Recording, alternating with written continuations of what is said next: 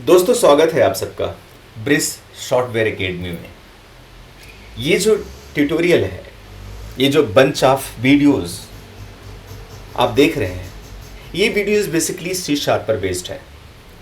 उन विद्यार्थियों के लिए जो अभी अभी उन्होंने अपना करियर चुना है, वो चाहते हैं कि अपने करियर को कंप्यूटर के क्षेत्र में बढ़ाएं।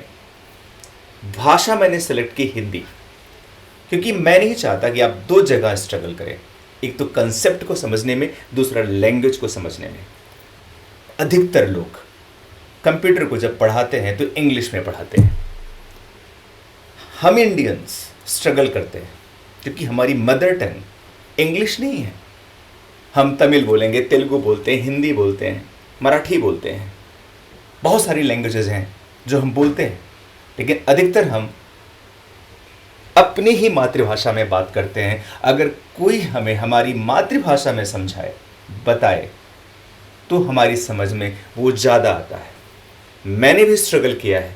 जब मुझे पहली जॉब सॉफ्टवेयर इंडस्ट्री में मिली, मुझे समझ में नहीं आता था कि मीटिंग में क्या बोलना है और सामने वाला क्या बोल रहा है, क्योंकि अधिकतर हम बात करते हैं यूरोपियन कंट्री के लोगों से, यूएस के लोगों से, तो उनकी लैंग्वेज को आसानी से समझ पाना, उनके भाव को समझ पाना बहुत ही कठिन होता है।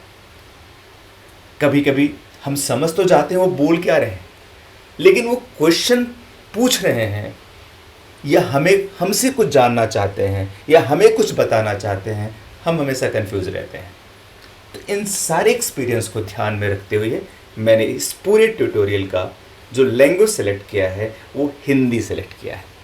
बढ़ते हैं आगे, जुड़े रहिए हमारे साथ।